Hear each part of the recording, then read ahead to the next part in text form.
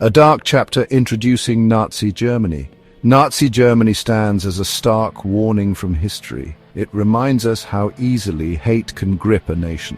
From 1933 to 1945, the Nazi Party, led by Adolf Hitler, plunged the world into darkness. Their ideology, based on racism and expansionism, led to unimaginable suffering and destruction. Understanding Nazi Germany's rise and fall is crucial. We must learn from this tragic period. By examining the conditions that allowed such a regime to flourish, we can better safeguard our own societies. The echoes of this era still resonate today. We must remember the victims and fight against intolerance. This is our duty to future generations. Never again should such atrocities be allowed to happen. The world must always be vigilant against hatred and oppression. We have a responsibility to learn from the past. We must build a future where human rights and dignity are paramount. Aftermath of war, Germany in ruins. World War I left Germany devastated. The Treaty of Versailles, signed in 1919, officially ended the war. However, it imposed harsh penalties on Germany. These included territorial losses, disarmament, and crippling reparations payments. The German economy was in shambles. Hyperinflation spiraled out of control, wiping out savings and creating widespread poverty. People struggled to afford basic necessities. The political landscape was equally unstable. Numerous political parties vied for power, often resorting to violence and intimidation. The Weimar Republic, Germany's new democratic government, was weak and ineffective. It struggled to maintain order and address the country's problems. This turmoil created a breeding ground for extremism. Germans were desperate for solutions and a return to stability. They were susceptible to radical ideologies that promised a better future. The stage was set for the emergence of a new force in German politics, a force that would exploit the chaos and resentment to its advantage, a force known as the Nazi Party. Birth of a movement, the Nazi Party emerges.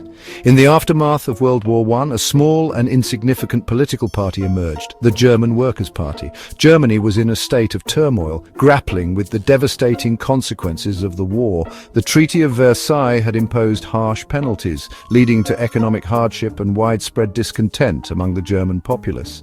This group, fueled by nationalism and resentment, would later morph into the National Socialist German Workers' Party, or Nazi Party. The party's early members were driven by a desire to restore Germany's former glory and to overturn the perceived injustices inflicted upon their nation. In 1919, a young Adolf Hitler attended a meeting of this fledgling party. At the time, Hitler was a disillusioned war veteran struggling to find his place in a defeated and demoralized Germany. He was drawn to its message of German pride and its condemnation of the Treaty of Versailles. The treaty, which many Germans viewed as a humiliating diktat, had stripped Germany of its territories, imposed crippling reparations, and placed full blame for the war on the nation. Hitler quickly rose through the ranks, becoming a charismatic and influential speaker. His oratory skills and passionate rhetoric resonated with many Germans who were desperate for change and a sense of direction. He tapped into the anger and frustration of many Germans. The economic depression, political instability, and social unrest created a fertile ground for radical ideologies to take root. They felt betrayed by their leaders and humiliated by the war's outcome. The Weimar Republic, established after the war, was seen as weak and ineffective, unable to address the nation's pressing issues. Hitler offered them scapegoats for their problems: Jews, communists, and the Weimar Republic itself.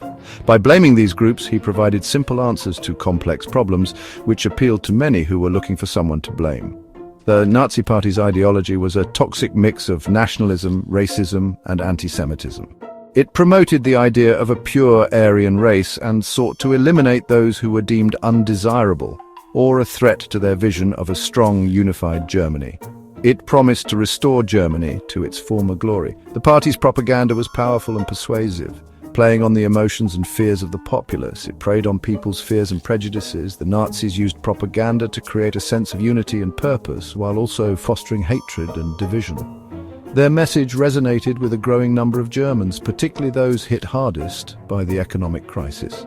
Unemployment, hyperinflation and poverty were rampant, and the Nazi Party's promises of economic revival and national rejuvenation were enticing.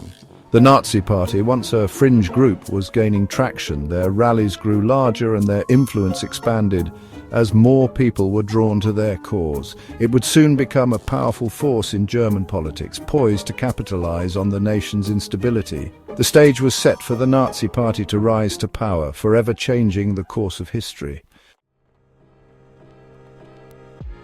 Section 4. A failed power grab. The Beer Hall Putsch. Emboldened by their growing popularity, Hitler and the Nazi Party attempted to seize power in 1923. The political climate in Germany was turbulent, with economic instability and widespread discontent following World War I. The Treaty of Versailles had left the nation humiliated and economically crippled, creating fertile ground for extremist ideologies to take root. This event, known as the Beer Hall Putsch, would prove to be a turning point in their history. The Nazis believed that by overthrowing the Weimar Republic, they could restore Germany to its former glory and establish a new order based on their radical beliefs. On November 8, 1923, Hitler and his followers stormed a beer hall in Munich where Bavarian government officials were gathered. The plan was to take these officials hostage and force them to support the Nazi revolution. They declared a national revolution and attempted to take control of the government. Hitler believed that this bold move would inspire a nationwide uprising and lead to the collapse of the Weimar government. However, the poorly planned coup quickly unraveled. The Nazis had overestimated their support and underestimated the resolve of the government forces. The police confronted the Nazis and a brief gunfight ensued. The chaos and confusion of the confrontation highlighted the lack of preparation and coordination among the Nazi ranks. Several Nazis and policemen were killed.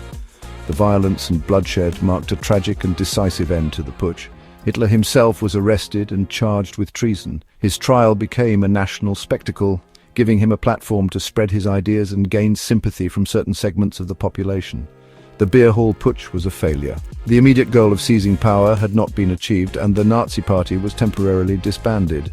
But it provided valuable lessons for Hitler and the Nazi Party. They realized that their approach needed to be more strategic and less reliant on brute force. Imprisoned for his role in the coup, Hitler spent his time writing Mein Kampf, his autobiographical manifesto. This book would later become the ideological foundation for the Nazi movement. In it, he outlined his twisted ideology and his plans for Germany.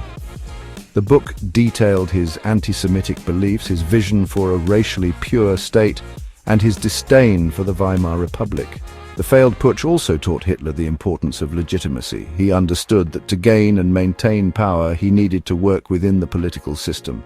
He realized that seizing power through force alone was unlikely to succeed.